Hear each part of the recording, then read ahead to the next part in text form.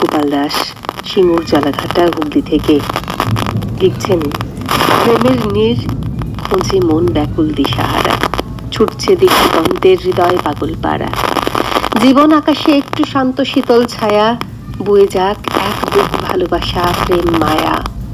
হাজারো বাধা বিপত্তি চিরকাল বেঁধেছে শিকল, বিপদে আপদে যখন তখন চলার গতি করেছে বিকল। স্বাধীনতার স্বাদ গায়ে মাখতে দেয়নি নিয়তি, বারবার ব্যর্থতা আপন করেছে আমায়, সংগ্রাম জীবন গতি। তাই আজ হৃদয় মন ক্লান্ত বিষণ্ণ সহজ সরল শিশু এখন শুধু পেতে চায় জীবন মন শান্ত শীতল প্রেমের মেয়ে ভালোবাসা কিছু। কি সুন্দর লেখা। যখন মন ক্লান্ত হয়, অবসাদে ভরে, অবসন্ন হয়, ছারখার হয়ে দিশাহারা হয়ে ব্যাকুল হয়ে ঘুরে বেড়ায়, তখন শুধু তার ওই এতটুকুই চাওয়া হয়, কিছু ভালোবাসা। আর এই কিছু ভালোবাসা যদি আমাদের ঝুলিতে থাকে, তাহলে আমরা রাজার সমান।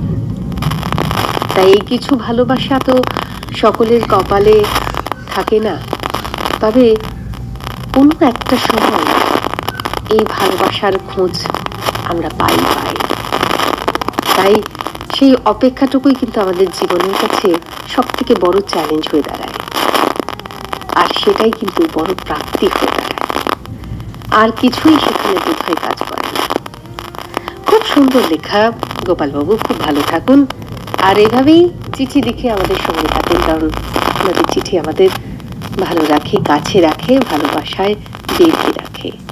আর যে বাঁধন আমাদের দুজনকে কাছে আনে, যে বাঁধন বলে যে সব পথে থাকো, ভালো থাকো, আর অন্য সকলকে ভালো রাখো, অন্যের ব্যথায় কষ্ট পাও, অন্যের ভালো থাকায় আনন্দ করো, অন্যের ক্ষতি করো না, অন্যকে একটু এগিয়ে রাখো, পিছন থেকে টেনে ধরো না। সে বাঁধন মনে হয় বড় শক্ত, বড় মনের, হৃদয় থেকে হৃদয় তারে বাঁধা, যে তার বেতারের মধ্যে দিয়েই আমাদের কাছে অনায়াসে পৌঁছে যায়, ভালোবাসার গল্প হয়।